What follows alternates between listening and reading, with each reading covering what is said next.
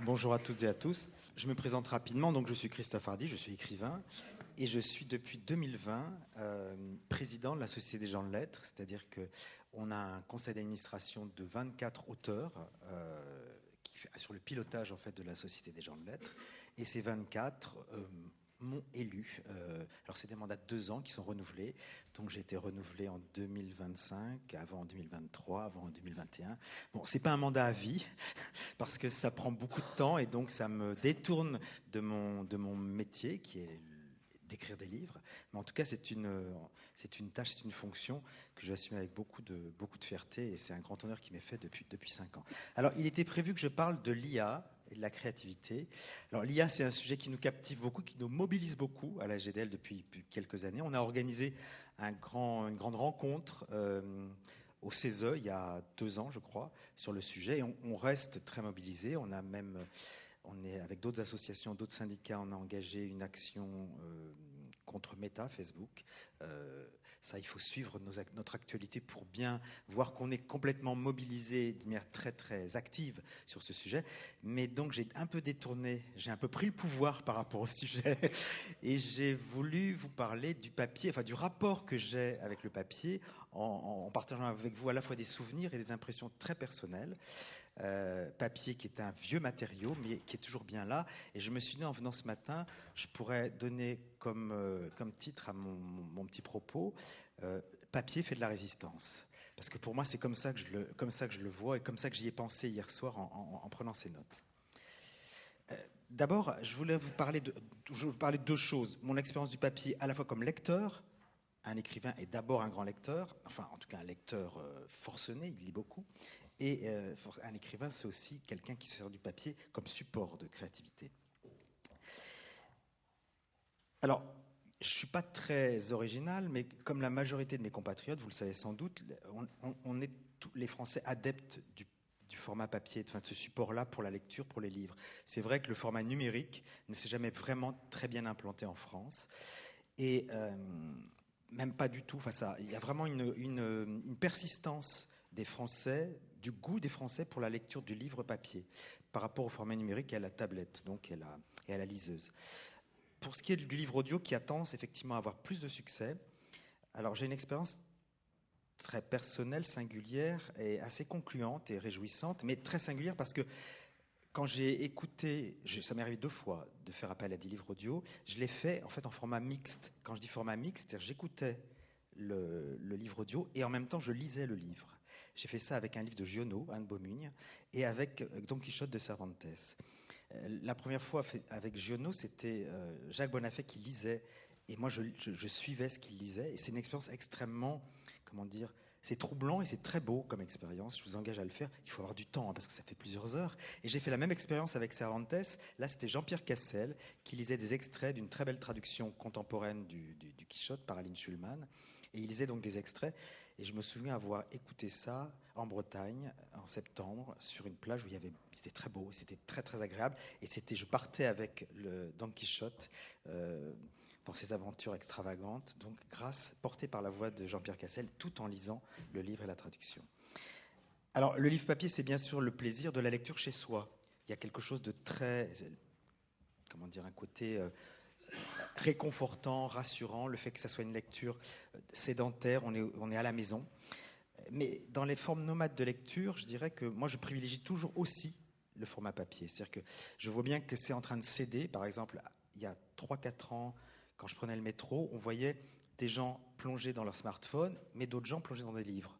Aujourd'hui, là depuis vraiment plusieurs mois, je le constate, quand je viens en métro ici, plus personne n'est plongé dans un livre papier, tout le monde est plongé dans ses smartphones et ses notifications, puisqu'on est sans cesse happé, enfin notre attention est sans cesse happée par ce support-là.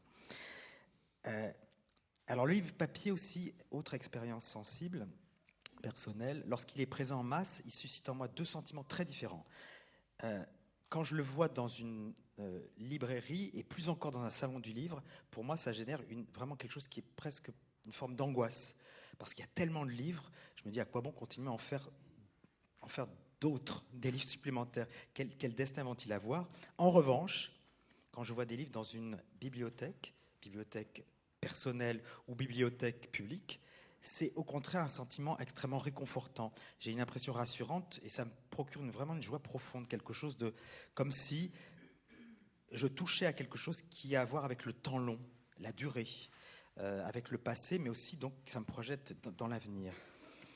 Alors le livre papier pour moi à la lecture, c'est évidemment le plaisir du toucher, de prendre en main un objet avant même de l'ouvrir, cette sensation de tenir entre ses mains un potentiel trésor, un coffre qui ne demande qu'à s'ouvrir.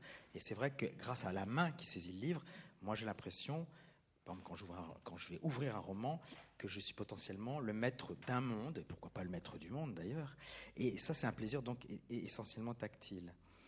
Il y a aussi le plaisir du feuilletage, du vagabondage dans le livre que le papier fait. Ça donne cette liberté-là que la liseuse par exemple ne donne pas. La liseuse, c'est tout autre chose. C'est d'abord l'œil, avant la main, qui est réduite souvent au simple doigt, alors que le livre papier, ça engage beaucoup plus du corps grâce à la main et au bras. Et donc, c'est vrai qu'il y a aussi la lumière de l'écran pour la liseuse, alors que le papier, c'est tactile, c'est visuel, mais c'est aussi parfois olfactif. C'est-à-dire qu'il y a tous les sens sont beaucoup plus mobilisés, plus globalement. Et puis, alors ça, c'est une intuition que j'ai, je ne pourrais pas la démontrer, pas la prouver, je ne suis pas scientifique, je ne suis pas neuroscientifique. L'œil sur la page papier, c'est vraiment autre chose que l'œil sur la page écran. Je sais d'expérience, ça je peux en témoigner, que quand je m'empare d'un texte écrit sur le papier, je m'en empare autrement que sur un texte écran. Je m'en imprègne différemment et ça doit toucher, je suis sûr, je le dis comme ça, j'ai l'air un peu péremptoire, mais j'en suis vraiment intimement persuadé, que ça doit toucher des zones de mon cerveau différentes. Et vraiment de cela, j'ai une intuition très forte. L'autre chose que je voulais partager avec vous, c'est mon expérience d'écrivain par rapport au papier. C'est mon matériau. Alors évidemment, j'écris sur ordinateur, mais j'écris toujours et je me suis remis à écrire encore plus depuis quelques années sur papier. Alors, je vous fais un aveu immodeste. La page blanche, pour moi, n'a jamais généré d'angoisse. C'est vrai qu'on dit toujours, c'est un cliché, l'angoisse de la page blanche. Pour moi, la page blanche, je ne connais pas, cette angoisse-là, je ne la connais pas. Au contraire, moi, je vis toujours une délectation de la page blanche. C'est comme une offrande, un appel pour que ma main s'y exerce. Ma main s'y exerce, c'est-à-dire ma plume et ma pensée. Donc, il y a ce plaisir physique très sensoriel de la plume. Alors, j'écris au stylo encre, avec une plume assez grosse. Plaisir physique de voir le stylo filer sur le papier. Et là, il faut que le papier ait deux qualités presque antagonistes.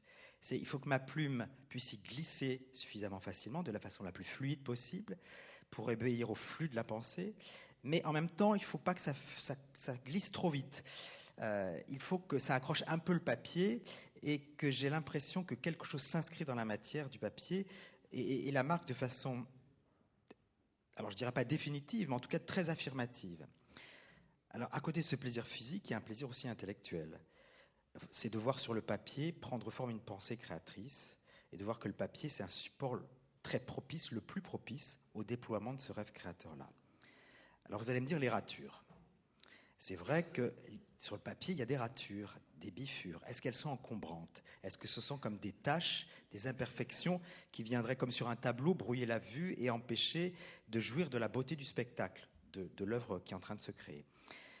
Alors l'écran efface, c'est vrai qu'on écrit quelque chose, ça ne va pas, c'est pas ce qu'on voulait dire exactement, on efface tout, on recommence. En revanche, le papier a cette vertu, je crois que c'est une profonde vertu, de garder la trace des repentirs, des tentatives, des choses inabouties ou imparfaitement abouties, des retours de la pensée sur elle-même, de son cheminement sinueux, avec des obstacles qu'elle doit franchir pour arriver à un point d'achèvement. Donc le papier semé de ratures est en fait la mémoire du processus créateur. Et c'est en ça que c'est très beau et c'est important de pouvoir garder, quand on est créateur, ces ratures, ces tentatives qui ne sont pas totalement abouties parce qu'elles éclairent le travail créateur et elles éclairent la beauté de ce à quoi on va aboutir ou on a abouti. Et ça, c'est quelque chose qui est assez important, que cette page manuscrite, parce qu'elle porte les signes, ces signes-là imparfaits, de ratures, de bifures, il témoigne de la dynamique de la pensée créatrice et c'est quelque chose qui a beaucoup, beaucoup de prix à mes yeux et je pense aux yeux de beaucoup de gens. Et dernier point que je voudrais souligner, qui n'est pas une expérience de lecteur ni d'écrivain, mais qu'une expérience humaine tout simplement, c'est que le papier, c'est l'arbre. et j'aime autant l'un que l'autre, parce que souvent on les oppose bêtement. Et face à des livres, je ne me dis jamais que d'arbres abattus pour en arriver là, parce que sinon je serais désespéré. J'aime écrire des livres et lire des livres, mais j'aime aussi planter des arbres. Alors c'est plutôt des arbres fruitiers, c'est pas tellement des arbres qui vont produire de la pâte à papier. Et j'aime surtout lire et écrire sous les arbres.